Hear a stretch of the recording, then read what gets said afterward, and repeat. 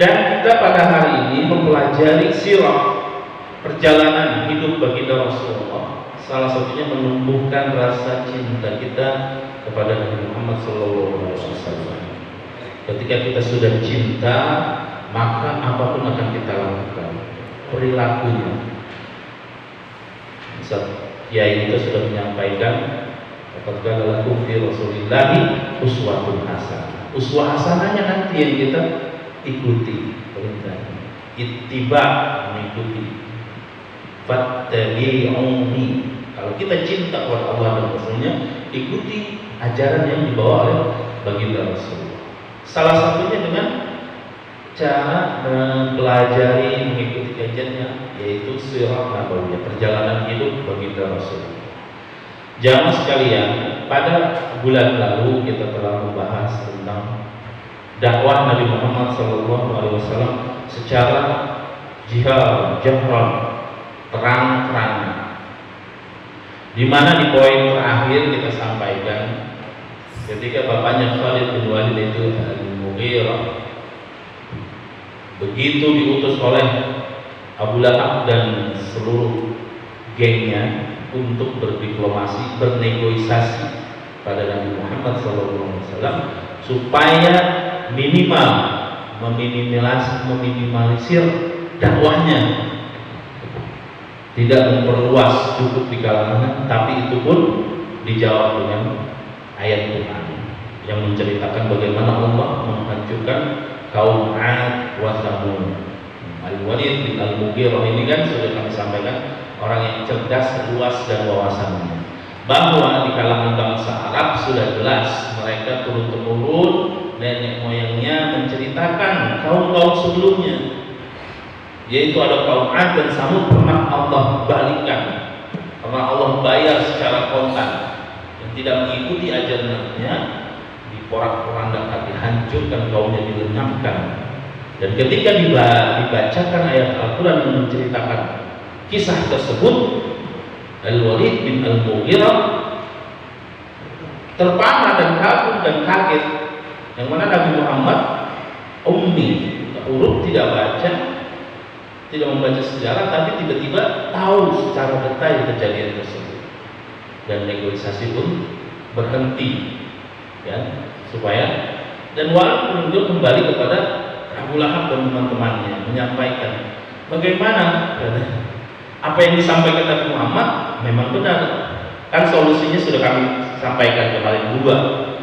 Kalau Anda meminta nasihat saya, kata Walid bin Al-Mughirah, ini utusan kafir Quraisy, cuma dua: ikuti ajaran yang dibawa oleh Muhammad, atau biarkan dia berdakwah. Kenapa dibiarkan? Jika terkenal, mereka kan fanatik dengan kesukuan Yamin Quraisy dari Makkah, dan kalian pun akan ikut terkenal, terbawa. Jika dia terbunuh, ditangkap oleh kaum yang lain karena dakwahnya, itu memang kehendak kalian ingin menghentikannya. Tapi memang karena pintu hati mereka sudah tertutup dengan rasa kebencian, bahkan Allah sudah berjanji Abu Lahab itu dalam surat Al-Lahab masuk neraka abadi dan dia tidak akan pernah beriman, walaupun beliau adalah paman Nabi Muhammad SAW. Setelah mereka gagal berdiplomasi, maka dilancarkanlah beberapa cara menghadang dakwah Nabi Muhammad SAW. Yang pertama adalah seperti yang kami sampaikan di awal, wa qalu ya ayyuhalladzi nuzzila 'alaihi dzikr innaka lamajnun. Mereka orang-orang kafir Quraisy berkata, hai orang-orang yang diturunkan adzikr, yaitu sudah menyampaikan, ya kan, Quran itu berupa zikir. Disebutkan bahwa Quran itu kalau kita ingin mengingat Allah, ya baca Quran itu sudah termasuk zikir mengingat Allah. Hai orang-orang yang diturunkan kepada kalian Al-Quran atau zikir, sesungguhnya kamu benar-benar orang gila. Nah, ketika Al-Walid bin Al-Mughirah menyampaikan bahwa diplomasinya, negosiasinya kepada Nabi Muhammad gagal karena sudah disampaikan cerita-cerita kaum Ad dan Samud sebelumnya. Mereka memaksa, berpikir keras jamaah sekalian, bagaimana cara menghadang dakwah Nabi Muhammad ini. Akhirnya dipikirkanlah dan bagaimana caranya, dipaksa untuk berpikir Al-Walid bin Al-Mughirah.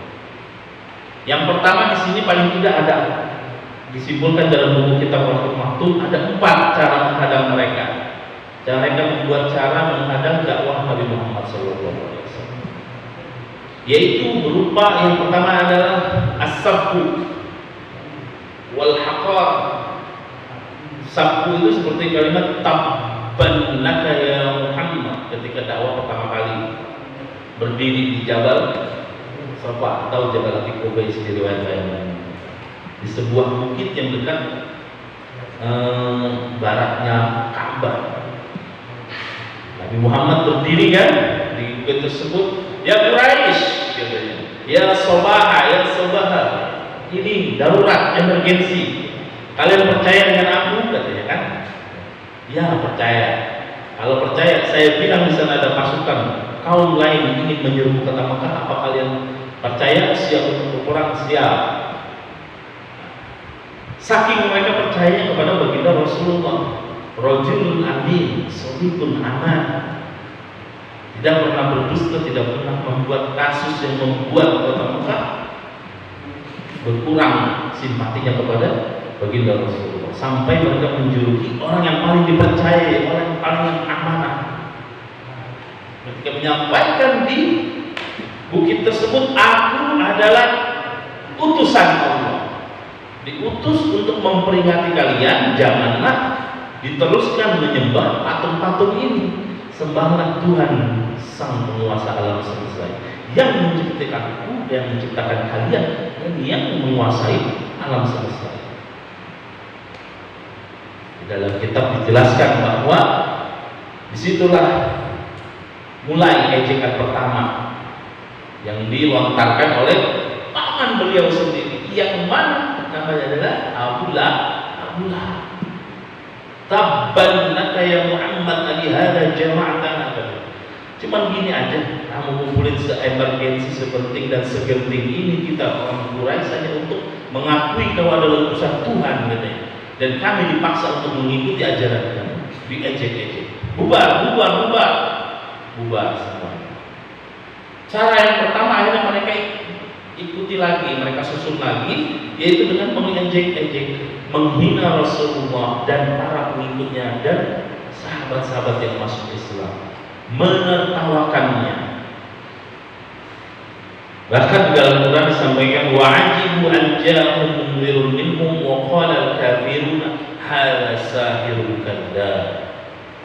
Dan mereka heran kepada mereka kedatangan seorang pemberi peringatan, yaitu kedatangan Rasulullah di kalangan mereka. Dan orang-orang kafir Quraisy tersebut berkata, ini adalah ahli sihir. Jadi diejek-ejek jamaah sekalian, diejek. Kemarin kan berdiskusi, karena bulan lalu kan disampaikan mereka berdiskusi. Apa nih kita sebut nih? Kita viralkan nih bahasanya. Apa nih kita viralkan? Muhammad mau diapain kata pula? Kita bernegosiasi tidak bisa. Bagaimana kalau kita sebut dia orang gila dan majnun? Sudah jelas di surat Al-Hajj ayat ke-6. Surat Shad Allah terangkan lagi. Mereka mengatakan sahirun kadzdzab, penyihir yang pendusta. Sampai seperti itu. Jadi ejekan taktik pertama orang Quraisy untuk menghadang dakwah baginda Rasul dan para sahabatnya, yaitu melalui ejekan itu. As-sabbu wal haqar, menghina, mengumpat sabbu itu mengumpat. Benar-benar. Surat Al-Qalam pun disampaikan lagi jamaah sekalian, wa iyyakal ladzina kafaru la yuzliqunaka bi absarihim lamma sami'u dzikra wa yaquluna innahu lamajnun. Dan sesungguhnya orang-orang kafir itu benar-benar hampir menggelincirkan kamu dengan pandangan mereka. Tak kala mereka mendengarkan Al-Quran dan mereka berkata, sesungguhnya Muhammad itu adalah benar-benar orang gila. Jadi di Al-Quran dijelaskan bagaimana bencinya orang kafir Quraisy kepada baginda Rasulullah. Dan ini bukan perkataan yang kasar, ada kalau Allah, Al-Quran ini adalah firman Allah. Memang betul baginda Rasul dibilang majnun, dibilang gila, dibilang penyihir. Ini penting dibilang penyihir, tapi di sini dijelaskan sahir, kadzab, penyihir yang bohong memanipulasi sihirnya. Jika ada rekan Rasulullah yang duduk di sekitar beliau, maka mereka mengolok-olok, menghinanya, berkata, inilah rekan-rekan kalian. Ahaulai manallahu alaihim baini. Bahkan jamaah sekalian, ketika baginda Rasulullah tawaf di Ka'bah, setelah itu duduk-duduk bersama para sahabatnya, mereka sambil lewat mengumpatnya. Ini nih orang-orang yang gak jelas, bahasanya seperti itu. Udah jelas-jelas ada Lata, ada Uzza dari nenek moyang kita, turun-temurun kita mengagungkan patung-patung ini. Tapi mereka menyimpang, diejek terus karena masih minoritas jamaah sekalian.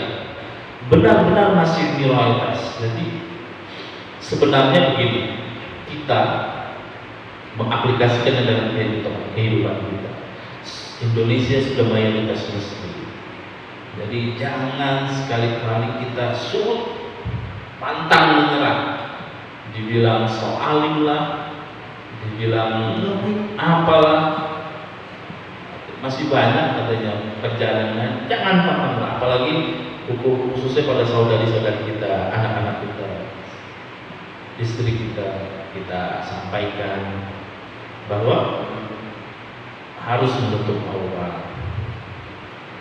Jangan sampai repot amat sih, kita kan di kampung sendiri gitu. Bukan masalah itu. Ini perintah Allah melalui Al-Quran. Sampaikan dakwah tersebut. Baginda Rasulullah begitu, dan sahabat dulu itu nanti kita akan terangkan bagaimana sadisnya orang-orang kafir Quraisy tersebut. Bahkan Allah tetapkan dalam Al-Quran. Ini yang harus kita ingat. Belum tahu apa yang dulu baru masyarakat tetap bagian. Mereka nggak bakal gitu. Sebaik semanis apapun. Coba kurang apa negara Prancis Muslimnya banyak kan di sana? Banyak Muslimnya. Tapi ada titik celah. Begitu enaknya mereka di gedung pemerintahan yang memanjang. Dan akhirnya pun menuai sekarang buahnya orang tersebut. Terjadi kekacauan lah di Prancis, atau para pemimpin dunia mengecam segala seluruh perbuatan dari pemimpin dari Prancis tersebut. Karena sudah jelas.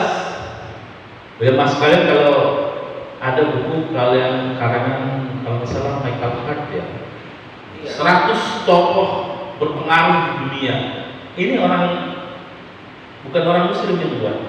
Dan mereka mengakui sepanjang masa followernya dihitung. Follower itu pengikut ya, kalau bahasa kita sekarang follower. Pengikut orang berpengaruh tersebut sampai sudah berabad-abad, 1000 tahun lebih masih eksis dan bahkan berkembang pesat di dunia adalah Nabi Muhammad SAW. Nomor 1 ditempatkan di nomor 1. Ajarannya, pengikutnya menyebar luas di seluruh dunia. Oleh karena itu sudah jelas beliau memang benar-benar sangat berpengaruh, dan kita tidak boleh menganggap enteng orang-orang yang menghina baginda Rasulullah. Dengan kajian ini kita mempelajari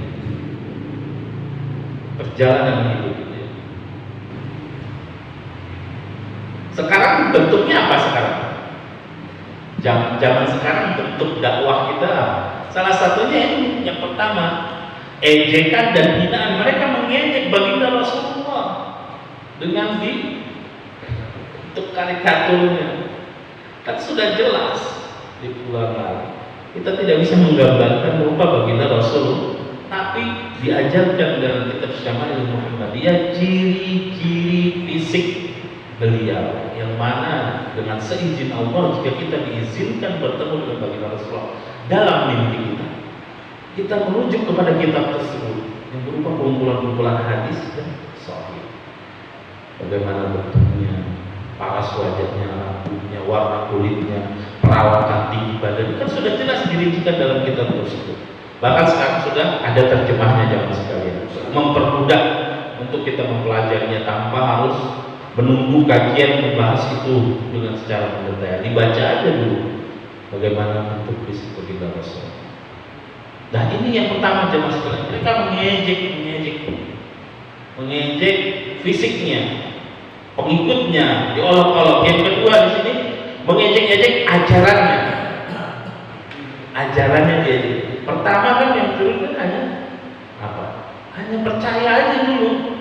Belum turun Al-Quran, belum turun perintah sholat, belum turun perintah puasa. Jadi ajarannya masih simpel, mudah.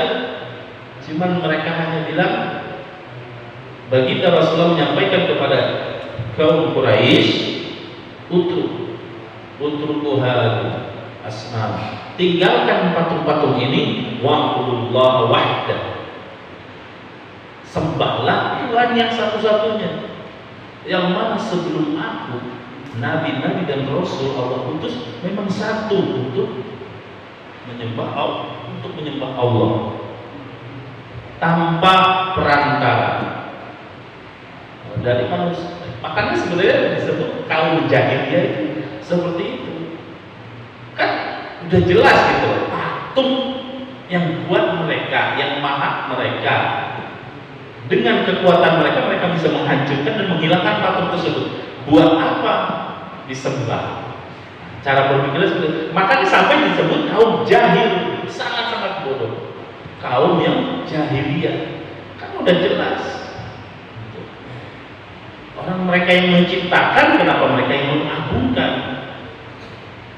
Walaupun mereka adalah kaum kafir Quraisy tersebut menyebutnya sebagai perantara untuk mendekatkan diri kepada Tuhan kami. Sebenarnya mereka percaya ada Tuhan yang Maha Esa, dan mereka menyebutkan demi Allah, mereka menyebutkan kalimat itu. Mereka percaya, tapi mereka berkhianat, mereka berpaling, mereka menduakan, musyrik, syarik. Musyrik kan syarik, ada perang, ada yang mendampinginya. Jadi mereka menganggap ya patung itulah pendamping Allah kita supaya lebih dekat lagi. Inilah yang misi ajaran beliau Nabi Muhammad SAW. Yang pertama itu mengajarkan tauhid aja dulu, meninggalkan ajaran-ajaran mereka.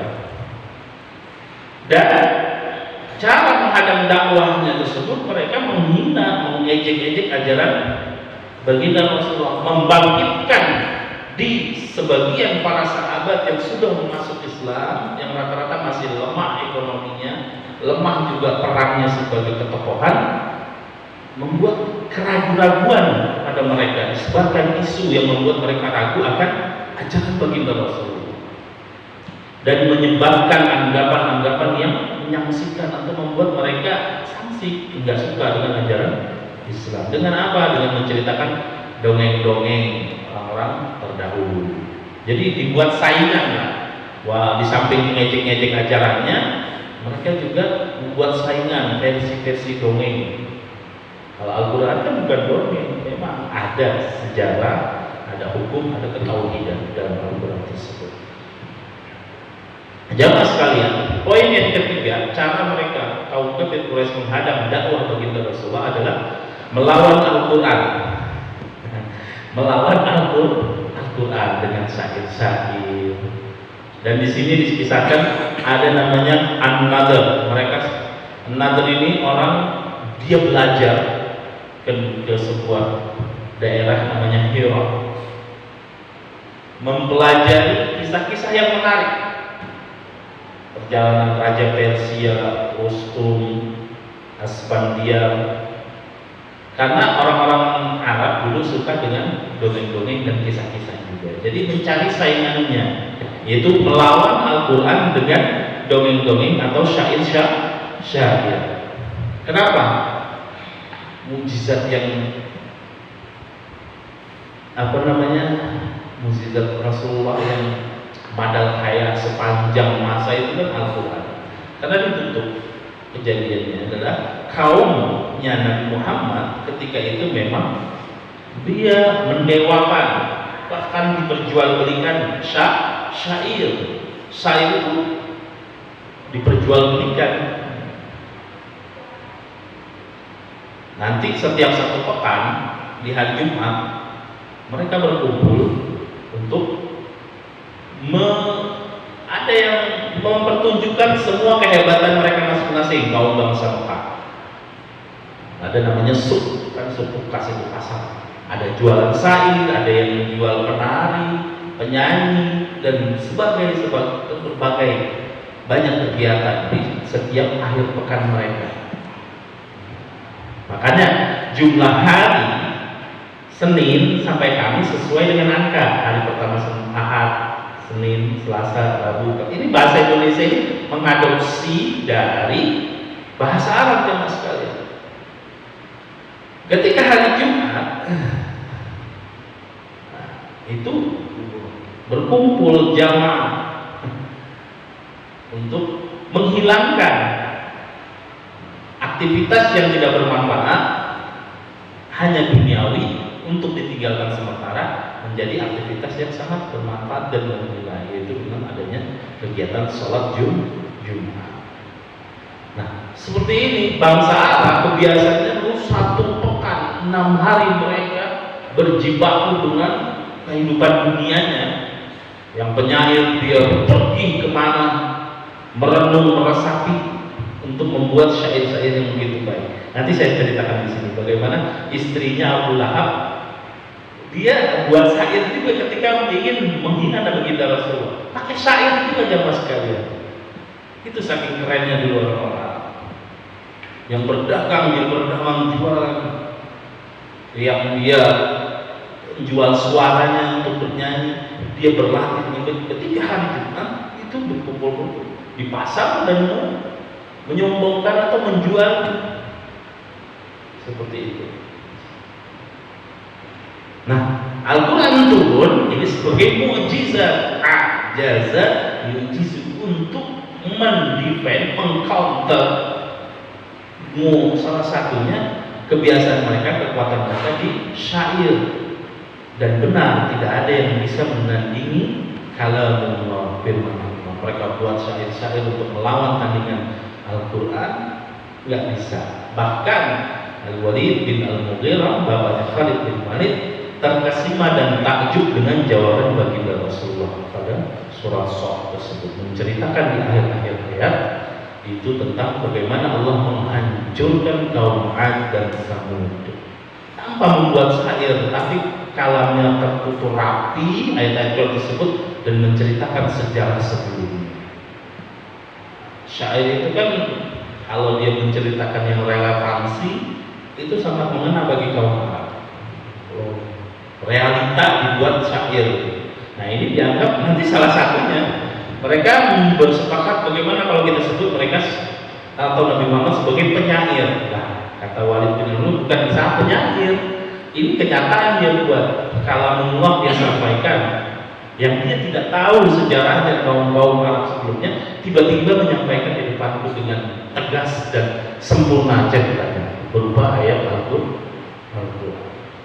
Di poin ketiga ini Nabi dihadang dakwanya oleh Quraisy itu dengan cara mereka melawan Al-Quran dengan dongeng-dongeng atau syair. Menyibukkan mereka dengan dongeng-dongeng tersebut. Salah satunya adalah yang begitu berjibaku untuk melawan dakwah Nabi, melawan dengan dongeng-dongeng adalah An-Nadhr. Dia belajar ke Hira untuk belajar kisah-kisah Raja Persia. Kan Persia itu menguasai hampir seluruh dunia ketika itu. Nanti kan jatuhnya ketika kalau tidak salah pada Khalifah Umar bin Khattab. Jadi ketika baginda Rasulullah baru menerima wahyu dari Nabi ditetapkan menjadi seorang nabi, berarti Persia masih berkuasa di belahan dunia tersebut. Ini An-Nadhr, dia belajar bagaimana caranya menghadap Al-Quran dengan dikantor dengan cerita-cerita yang menakjubkan, itu Raja Persia bagaimana dan sebagainya. Bahkan dia sampai tertulis dalam Al-Quran di sini, wa minan nasi may yashtari lahwal hadits liyudilla an sabilillah bighairi ilmin, surat Luqman ayat 6. Dan di antara manusia ada yang mereka membeli perkataan yang tidak berguna untuk menyesatkan manusia dari jalan Allah. Nah ini sampai diabadikan, si An-Nadhr ini memberi kisah-kisah raja-raja Persia, kaptennya, panglima perangnya, kisahnya dicari, dibayar orang yang menciptakan untuk meremehkan dan menghilangkan ajaran-ajaran Al-Quran tersebut. Selanjutnya poin yang keempat jamaah sekalian, yaitu adalah menyodorkan beberapa bentuk penawaran. Nah, ada riwayat yaitu Ibnu Jarir atau Tabrani dan juga yang menyebutkan bahwa orang-orang musyrik menawarkan kepada Rasulullah agar mereka menyembah sembahan mereka, orang-orang muslim, orang-orang yang sudah beriman kepada Allah, mengikuti Rasulullah, ditawarkan, ini opsi terakhir, ditawarkan untuk menyembah sembahan mereka. Nanti berapa saat kemudian kami menyembah Tuhanmu. Dengan berjalannya waktu, jika kita temukan kebenaran, kalau memang ajaran kita menyembah patung benar, kamu tinggalkan ajaran Islam. Dan jika memang benar ajaran kami salah, kami akan meninggalkan patung-patung tersebut. Maka turunlah surat Al-Kafirun, lakum dinukum waliyadin. Nah, disinilah asbab nuzul surat Al-Kafirun. Mereka bernegosiasi untuk menghadap dakwah Nabi Muhammad. Salah satunya, ayolah kita bernegosiasi 50-50 gitu. Qul ya ayyuhal kafirun la a'budu ma ta'budun wa la a'budu ma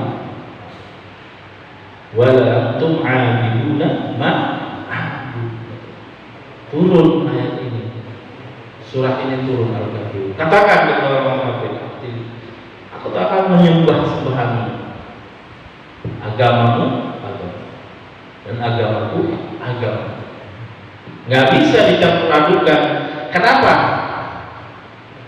Di sini, karena di kaum-kaum sebelumnya sudah jelas, ketika sudah dibuktikan ajaran tauhid, ajaran yang Allah turunkan kepada nabi-nabinya, kalau hati mereka kaum Nabi Muhammad atau kaum nabi-nabi sebelumnya sudah tertutup, itu hanya sebagai kedok saja, sudah terbukti dari zaman Nabi Isa, Nabi Musa.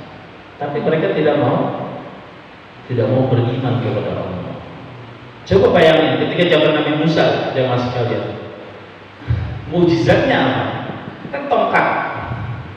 Allah menurunkan mukjizat kepada nabi atau utusannya sesuai dengan kaumnya. Atau zamannya Nabi Musa itu apa? Bukan penyair, tapi banyak para penyihir. Ketika di hadapan Fir'aun, seluruh para penyihir kumpulkan untuk bertanding pada Nabi Musa AS, lemparkan semua itu tali mereka atau mereka berubah jadi ular. Turunlah firman Allah, udah lempar aja Musa dan berubah menjadi ular beneran. Dan yang melihatnya itu para penyihir. Penyihir itu kan menyamarkan mata kita, disamarkan melihat tali atau kayu yang mereka lempar itu berbentuk ular. Tapi ketika Nabi Musa melemparkan tongkatnya, tetap mereka tidak melihat itu samaran. Mereka melihat wujud asli benar-benar ular benar dan memakan seluruh manipulasi dilakukan para penyihir tersebut. Nah, itulah salah satu mukjizat Nabi Musa. Kenapa? Untuk menjawab tantangan pada rakyatnya atau kaumnya tersebut pada zaman tersebut. Nah, Nabi Muhammad yang terakhir di sini mereka bernegosiasi bagaimana supaya kita saling toleransi. Nah, ini yang perlu kita luruskan ya mas sekalian. Kalau ada orang ya disebut ulama, disebut kiai, ustaz atau public figure dia bertoleransi dalam ibadah, masa sampai ke gereja gitu kan, sampaikan apa itu bersalawat ini bukan pada tempatnya. Toleransi kita dalam kehidupan bersosial ya mas sekalian. Di sini public figure, kiai, semua manusia. Semakin tinggi ilmunya, semakin tinggi jabatan syaitan dan jin yang akan menggodanya. Seperti itu. Apalagi bentuknya materi nanti. Itu godanya bukan jin lagi, tapi bentuknya materi. Yang mana semua dengan materi dia bisa ikuti. Jadi jadilah muslim yang bijak, jadilah mukmin yang bijak jamaah sekalian. Sekarang sudah banyak media, sudah banyak konten-konten di YouTube tentang dakwah, cerita-cerita bagaimana kita filter, kita saring mana yang bisa kita ikuti, mana yang hanya untuk kita sekedar tahu. Sama seperti ini zaman sekarang. Dikisah salah satu cara menghadang dakwah Rasulullah sudah terjadi dulu adalah negosiasi bertoleransi dalam berakidah. Kalau akidah tidak ada toleransi. Ya sudah dijelaskan dalam fikih siasat, fikih berpolitik dalam Islam itu. Kalau yang berkuasa muslimin dan di sini sudah tertera di semua negara, kita berikan ruang bagi mereka selain non-muslim untuk beribadah. Mereka mau beribadah silakan, tapi jangan paksa kita datang ke tempat ibadah mereka. Dan kita pun tidak memaksa mereka untuk datang ke masjid. Kita hanya menyampaikan menyampaikan Tuhan yang satu, Allah. Itu yang masuk kita sampaikan aja. Kalau ada yang bertanya, ya itu saja, itu saya yakini. Tidak usah berdebat panjang, tidak usah sampai baku jotos, baku hantam. Karena bukan zamannya. Nanti ada zamannya itu akan berperang, benar-benar berperang. Ada zamannya nanti. Sekarang bukan zaman. Kita adalah perang Ghazwul Fikri, perang pemikiran, perang ekonomi. Jadi jangan sampai kita melemahkan saudara kita juga, tetangga kita yang muslim. Kalau selama barang itu ada, belajar ke tetangga kita yang muslim. Selama barang itu ada di lapaknya. Kenapa? Ketika kaum muslimin yang berkembang pesat dan dia mendapat hidayah, mengikuti ajaran yang disampaikan oleh Rasulullah, akan bersedekah, larinya ke orang-orang muslim lagi, nanti lewat masjid, dikumpulkan yatim, du'afa kan dibagikan. Yang sejahtera kaum muslim juga, bahkan orang-orang yang lain pun akan sejahtera. Seperti itu jamaah sekalian. Yang keempat tadi apa? Adalah dengan cara bernegosiasi. Mereka bagaimana supaya mengikuti ajaran mereka dan Nabi Muhammad menolaknya, dan turunlah surat Al-Kahfi. Kita simpulkan beberapa cara menghadang dakwah. 4 yang pertama yaitu mereka kaum kafir Quraisy mengejek Nabi Muhammad, tidak hanya sosoknya tapi juga diejek dan dihina ajaran beliau. Yang ketiga, melawan ajaran Al-Quran dengan menandingi dengan kisah-kisah atau syair-syair, sampai seorang An-Nadr rela dia pergi ke Hira untuk belajar kisah-kisah Raja Persia dan Rustum, panglima-panglima mereka. Yang terakhir itu menyodorkan beberapa bentuk penawaran negosiasi toleransi dalam berakidah, dan semua gagal di sana. Setelah gagal, Abu Lahab dan seluruh orang kafir Quraisy menjalankan strategi yang kedua, yaitu berbagai macam tekanan. Ditekan. Ada tahun keempat kenabian, mereka ditekan.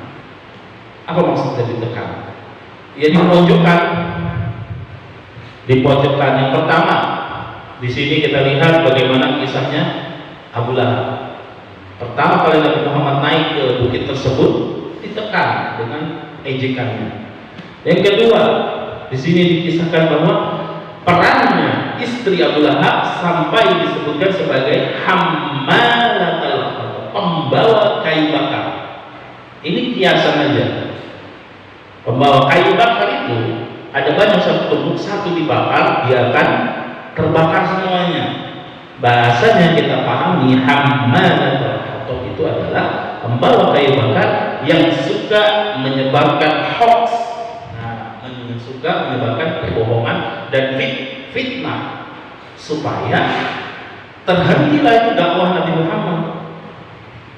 Istri Abu Lahab namanya di sini Ummu Jamil binti Harb bin Umayyah, masih saudarinya Abu Sufyan.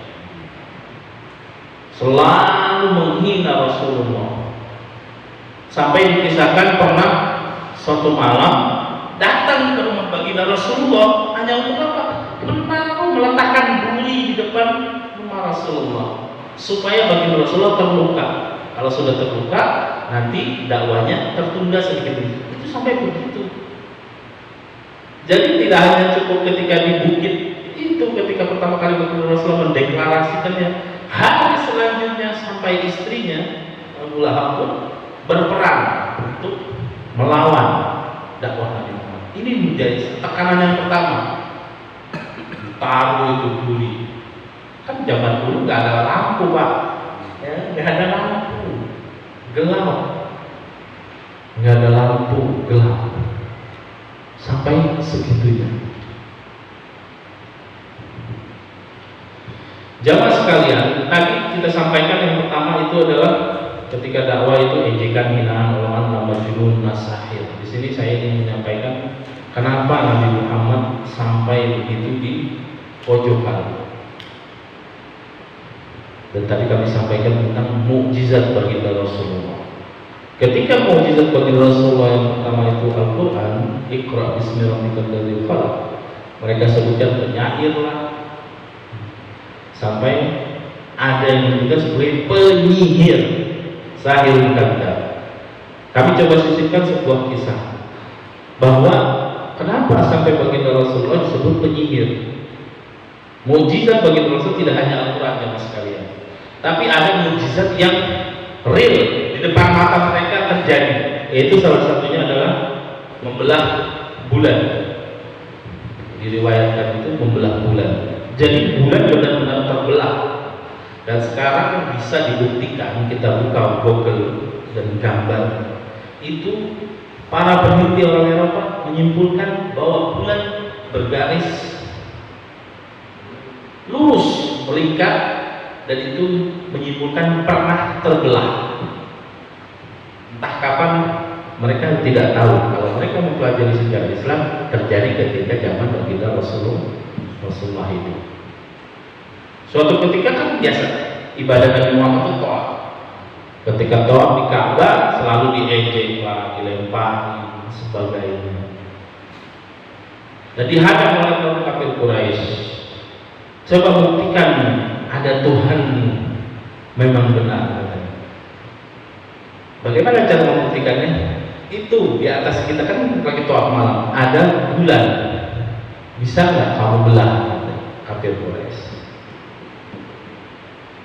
Nabi Muhammad hanya cukup berdoa kepada Allah, dan belahlah bulan tersebut, satu di sebelah barat Ka'bah, satu lagi di sebelah timur Ka'bah, di atas bukit Jabal Abi Qubais. Nah, itu mukjizat Nabi Muhammad di depan mata mereka terjadi nyata.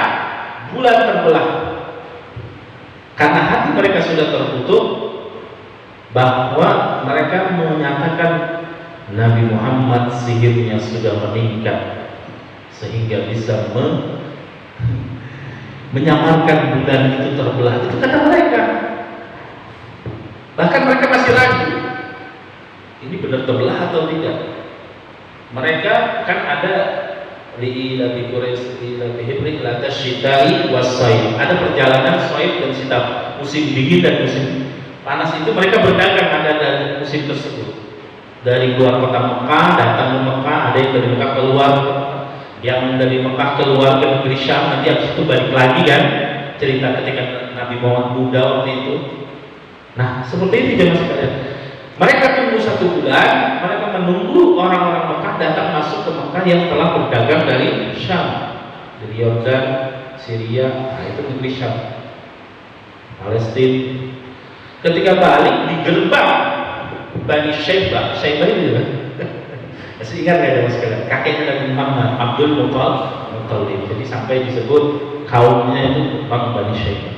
Nah di gerbang pintu masuk Mekah tersebut ditunggu para pedagang tersebut dan ditanya, pernah nggak kamu lihat bulan lalu atau beberapa tahun lalu bulan terbelah menjadi 2? Ini mereka untuk membuktikan bahwa memang benar Nabi Muhammad tidak nyihir gitu, tidak manipulasi ketika mukjizatnya turun, yaitu membelah bulan.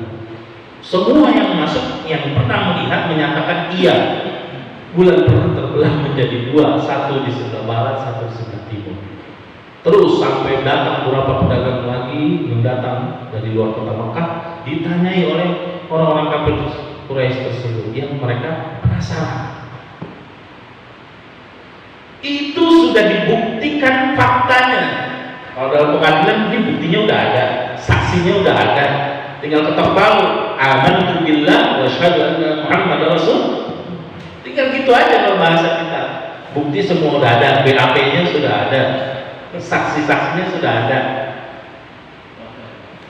tinggal ketok palu bersyahadat, dan mereka hatinya tertutup.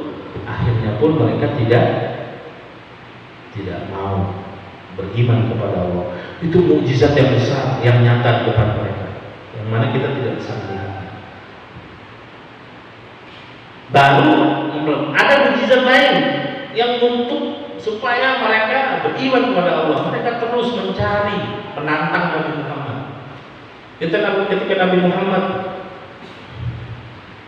khutbah Jumat, ini sudah zamannya turun syariat, sama datang orang Arab Badui, ya Rasulullah, nyebutnya bagaimana? Ya Rasulullah, wahai utusan Allah. Itu nyebut, percaya tapi tidak mau mengikuti ajaran Islam. Karena posisi Anda sedang di mimbar, doakan kaum saya ya Rasulullah, katanya. Kampung saya paceklik, kekeringan, tanaman pada mati, hewan kelaparan, dan semuanya. Akhirnya pun Rasulullah berdoa, mengangkat tangannya ke atas, berdoa supaya diturunkan hujan. Ketika hujan turun, maka tanaman tersebut akan subur kan. Tapi doanya unik, Allahumma agithna. Kalimat agithna itu memohon kepada Allah dengan ya bukan yang berlebihan tapi yang merata. Kan tipenya kalau kita lihat ada hujan yang ada anginnya kenceng, ini hujannya merata, membuat tanaman-tanaman tumbuh kembali, di parit-parit airnya bergenang dan bisa diminum. Tapi meratanya seminggu, 1 pekan. Inilah orang-orang jahiliyah dulu begitu. 1 pekan selanjutnya itu hujan, selama 1 pekan hujan turun. Sampai akhirnya mereka kewalahan juga, balik lagi, ya Rasulullah, katanya, halakatil amwal. Kalimat halakah, hancur lebur. Halakatil amwal, katanya, harta kami hancur lagi, hilang lagi. Kenapa, kata Rasulullah? Coba kau doakan ya Rasulullah supaya hujan berhenti gitu. Karena kami kebanjiran, mau beraktivitas saja susah, banjir, dan juga apa? Hewan-hewannya hayu, tanamannya kelelep. Rasulullah doakan lagi, angkat tangannya ke atas lagi dan memohon kepada Allah. Sekejap hari itu juga hujan berhenti. Bahkan ada di riwayat lain menyampaikan Nabi Muhammad menunjuk ke arah langit. Dan yang ditunjuknya awannya berhenti. Kan kalau kita belajar ilmu IPA atau biologi, kan terjadinya hujan itu kan menguap dari air laut ke atas, kan di bawah awan kan, turun dari awan. Nah itu awannya ditunjuk das, akhirnya tidak hujan dan berhenti. Beriman kan? Tidak semuanya beriman, karena al-hidayah datang dari Allah. Sekelas Nabi Muhammad menunjukkan mukjizatnya saja, itu bulan terbelah di depan Abu Lahab, Abu Jahal. Iya, belum ini Bapak sekalian, karena hidayah hanya milik Allah. Sampai ketika di Madinah pun sudah hijrah ke Madinah, Nabi Muhammad itu masih menunjukkan mukjizatnya. Ada satu kisah, itu onta nggak bisa diam, ngamuk. Ketika baginda Rasulullah singkat cerita lewat jalan tersebut. Di sini lebih keren lagi. Itu onta yang tadinya ngamuk, ketika baginda Rasulullah lewat, kepalanya jalan menghampiri Rasulullah. Menghampiri tidak menghampiri, tapi Rasulullah memberikan isyarat, ta'al, katanya, kemari, cuma satu kata bilang. Kan ini mujizatnya Nabi siapa? Sulaiman yang bisa berbicara pada binatang. Ada di baginda Rasulullah, terjadi jamaah sekalian. Ontanya datang. Ontanya datang dan menundukkan kepalanya. Jalannya begini, lehernya panjang. Dia tunduk. Dan Nabi sampaikan, semuanya sebenarnya harus mengakui bahwa aku adalah utusan Allah, dan yang tidak mengakui hanya orang-orang dari bangsa jin dan manusia yang mereka berpaling kepada ajaran.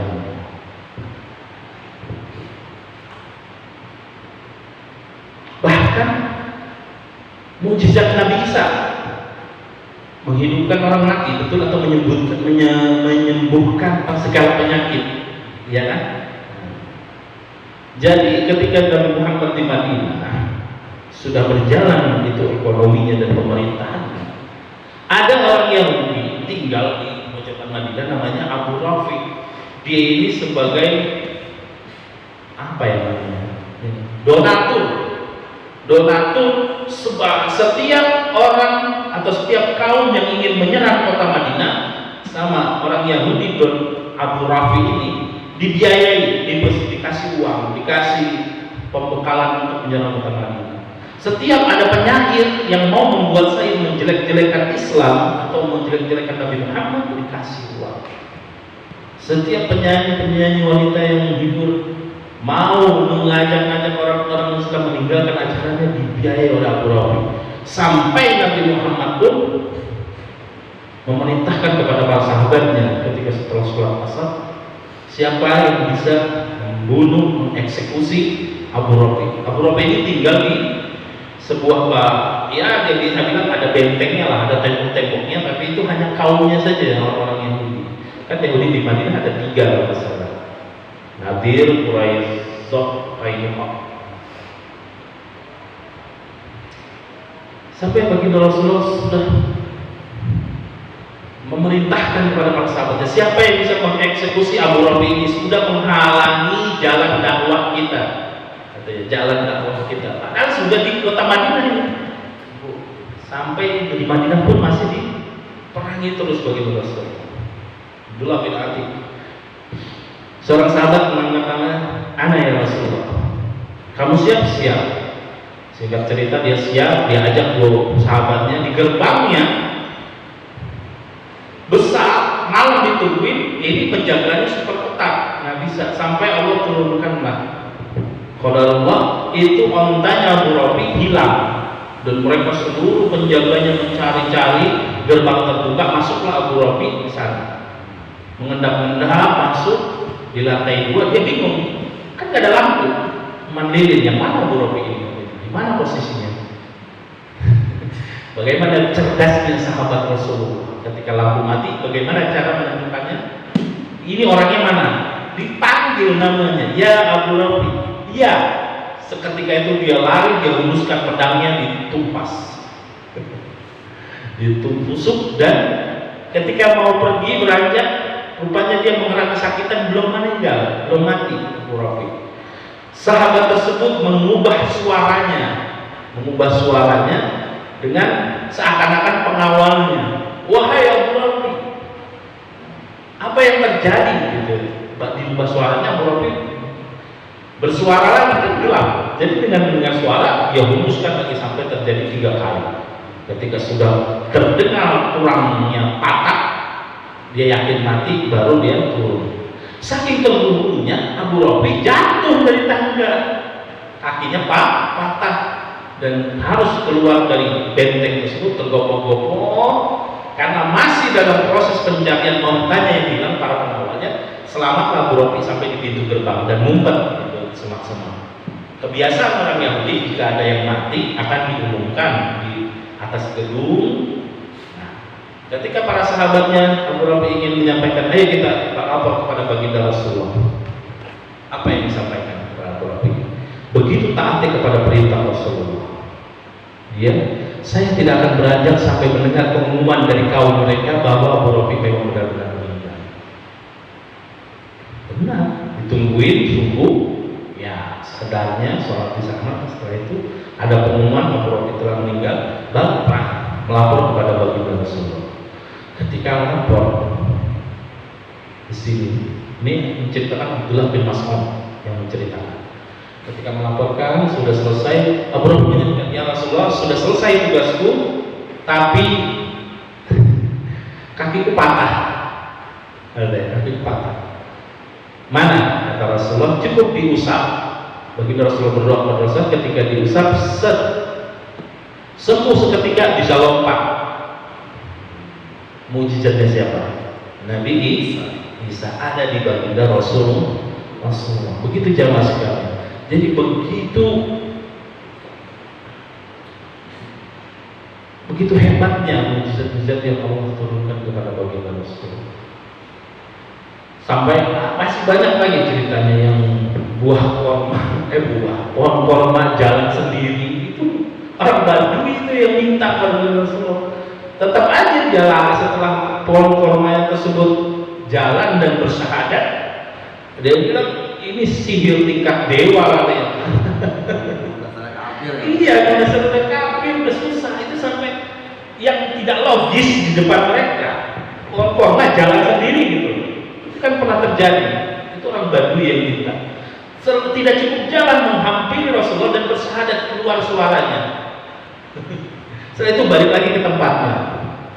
Apakah beriman? Tidak, dia lagi tengah-tengah. Banyak ayat ketemu penyihir yang super hebat, seperti itu. Karena Allah belum membukakan pintu hidayah. Seperti itu. Jadi itu tekanan hadangan dakwah Nabi Muhammad yang begitu bertubi-tubi sampai dibilang sihir, penyihir lah, penyair, kazzab, pembohong dan sebagainya. Nah sekarang yang selanjutnya ketika mereka gagal dengan 4 poin tadi, ejekan, membuatnya lapor atau menyatakan bahwa bagi Rasulullah seorang yang gila, penyihir, pembohong, dan juga melawan Al-Quran, mereka dengan saya dan bernegosiasi untuk bertoleransi dalam berakidah, beragama. Mereka langsung ke yang radikal, yang keras, yaitu intoleran, anti Pancasila. Pokoknya yang keras pokoknya. Istrinya Abu Lahab naruh, kembali lagi ke tadi, naruh duri. Selanjutnya tentang tetangganya Nabi Muhammad SAW. Mereka menyakiti Abu Lahab, Abu Hakam.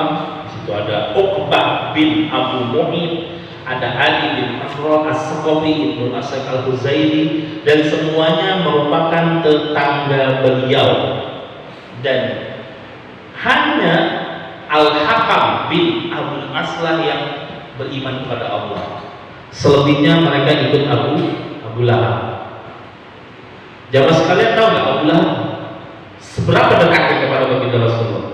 2 anaknya Utbah dan Utaibah dinikahkan pada 2 anak Rasulullah, Ruqayyah dan Ummu Kulsum. Anak baginda Rasulullah itu menikah dengan anaknya Abu Lahab. Rupanya. Tapi ketika Nabi Muhammad sebelum diangkat menjadi Rasul, ketika Nabi Muhammad mendeklarasikan kenabiannya, seketika itu pula Abu Lahab memerintahkan kepada kedua anaknya untuk menceraikan Ruqayyah dan Kulsum. Bahkan ketika anak kedua bagi Rasulullah yaitu Abdullah meninggal, itu Abu Lahab sangat senang dan melancarkan semua strateginya untuk menyerang strategi dakwah Nabi Muhammad Sallallahu Alaihi Wasallam. Tekanan selanjutnya berupa ejekan sudah, sekarang berupa yang menjijikkan kalau menurut saya. Mari kita bayangkan orang ibadah seluruh kujur tubuhnya diletakkan kotoran hewan, jeroan, kotoran iya, jeroan juga, ditumpahin begitu saja. Nih Uqbah bin Mu'id nih yang siap ketika itu, ketika Nabi Muhammad sedang di Ka'bah sholat, dan ketika sujud ditumpahin tuh jeroan domba, jebret. Apa yang dilakukan Rasulullah? Wa ma khalaqtul jinna wal insa illa liya'budun. Tetap salah satu ibadah adalah sujud. Baginda Rasulullah tetap sujud. Tetap sujud sehingga datang anak beliau Fatimah. Sehingga datang di apa namanya? Dibersihkan dan berdoa setelah itu. Setelah itu berdoa dan disebutkan nama-namanya. Dan Abdullah bin Mas'ud menyaksikannya. Ya Allah, hukumlah Abu Jahal, hukumlah Utbah bin Rabi'ah, Syaibah bin Rabi'ah, Walid bin Utbah, Umayyah bin Khalaf, Uqbah bin Abu Mu'id. Disebutkan namanya dalam doa Rasulullah. Rasulullah merasa terzalimi.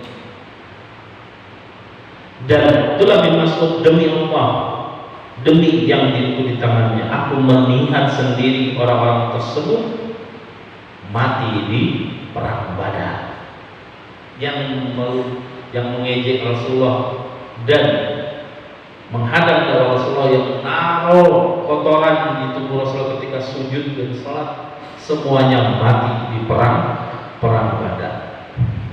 Bahkan Allah menunjukkan mukjizatnya kepada baginda Rasulullah ketika istrinya Abu Lahab datang ke Ka'bah.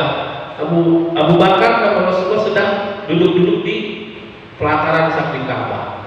Datang, ya Abu Bakar, aina shahib, mana sahabatmu? Padahal di sampingnya. Nggak tahu. Aku ingin sekali melempar mukanya atau menyumpal mulutnya dengan batu ini. Itu istrinya Abu Lahab, bawa batu ingin menyumpalkan ke mulut Rasul. Tapi Allah hijab, Allah tutup pandangannya istri Abu Lahab. Dan setelah istri Abu Lahab pergi, Abu Bakar bertanya, ya Rasulullah, mal hasil, apa yang terjadi ya Rasulullah? Allah telah memalingkan pandangan istrinya Abu Lahab, atau bibinya Nabi Muhammad kan, karena istrinya.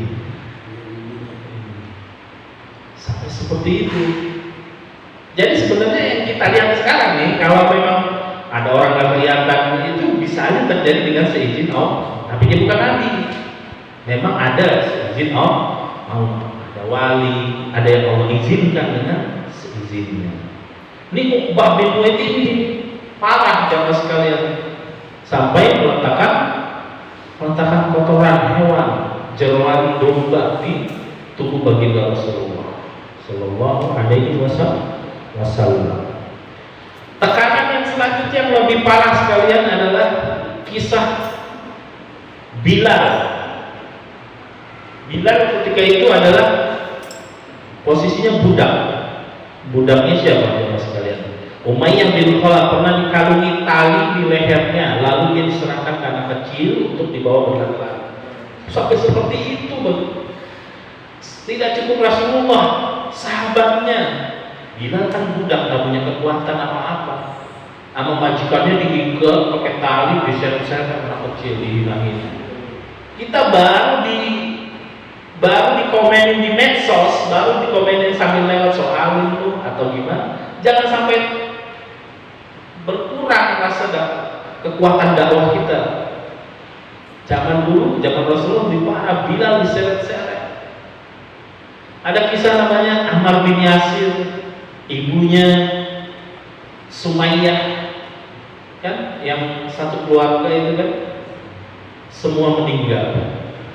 Ammar bin Yasir, budak dari Bani Makhzum, masuk Islam bersama ibunya dan bapaknya. Orang-orang musyrik dipimpin Abu Jahal menyeret mereka ke tengah padang pasir.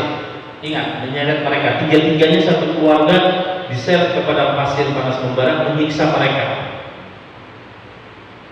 Nabi Muhammad, sabarlah wahai keluarga Yasir, menyampaikan sabar karena surga yang akan menanti kalian dan balasannya. Yasir meninggal dunia saat itu juga. Ibunya Ammar Sumayyah ditikam oleh Abu Jahal menggunakan tombak. Itu syahid yang ketika pertama kali meninggal. Yasir Sumayyah. Sampai begitu. Sedangkan Ammar yang masih hidup menghadapi penyiksaan yang lebih menyakitkan lagi. Ini lebih lagi anaknya Ammar, batu panas diletakkan di dadanya, di tubuhnya ditenggelamkan di padang pasir. Bayangin. Sekarang ada namanya istilah kerupuk miskin kan, gorengnya bukan pakai minyak, pakai pasir. Udah terjadi zaman dulu. Ammar, sahabat Rasulullah, ditaruh di pasir yang panas, habis itu batu kayak batu kolam taruh di dadanya. Kulitnya mengelupas lah otomatis. Orang kerupuk aja bisa mekar, apalagi kulit manusia yang sangat empuk ini. Ini tekanan-tekanan yang mereka lancarkan kepada baginda Rasulullah dan sahabat-sahabatnya. Tapi apakah luntur dakwahnya? Tidak. Dan ketika itu pula baginda Rasulullah melihat perkembangan, ejekan, tekanan dari para tetangganya, pamannya sendiri, keluarganya, para pengikut Islam yang masih lemah ekonominya, posisi ketokohannya. Umar bin Khattab belum masuk Islam ketika itu, bahkan ikut menyiksa ketika itu. Jadi ya situ akhirnya pun Nabi pun berdoa, ya Allah kuatkanlah agama Islam ini dari dua umat, salah satunya adalah Umar bin Khattab. Dan benar dikabulkan. Tapi posisinya ketika itu dalam tahun keempat kenabian belum kuat posisi Muslim, walaupun dakwanya memang sudah diperintahkan oleh Allah untuk secara terang-terangan. Tapi memang itu ujiannya, ujian dari Allah. Sahabatnya ada yang dijemur di padang pasir, Bilal, Sumayyah ibunya Ammar ditusuk pakai tombak. Dan bagi Rasulullah memerintahkan untuk tenang dulu, tidak bisa melawan secara langsung. Nanti kita di sana ada namanya Darul Arqam, satu tempat yang mana tempat berkumpulnya para kaum muslimin untuk melancarkan dakwah-dakwahnya, temu kajian seperti ini. Nabi Muhammad menyampaikan wahyu-wahyu yang Allah turunkan. Itu nanti salah satunya di Darul Arqam, suatu tempat yang di pojok, dan juga mata-mata orang kafir Quraisy luput dari tempat tersebut. Untuk apa? Untuk meminimalisir korban-korban yang berjatuhan akibat tekanan yang dilancarkan oleh orang kafir Quraisy untuk menghalangi dakwah baginda Rasulullah. Selanjutnya setelah seperti itu nanti kita akan ceritakan, kita sampaikan hijrah. Hijrah itu berpindah tempat, yaitu ke Habasyah itu kalau sekarang Ethiopia ya saja. Ethiopia. Insya Allah di pertemuan bulan depan kita akan ceritakan bagaimana perjalanan Rasulullah mengutus para sahabatnya untuk hijrah. Kita akan terangkan sedetail-detailnya semua. Jazakumullahu khairan katsiran. Usikum wa iyyakum. Assalamualaikum warahmatullahi wabarakatuh. Pada jamaah sekalian, kami beri kesempatan jika ada yang bertanya sesuatu tentang perjalanan hidup baginda Rasulullah. Apa pun.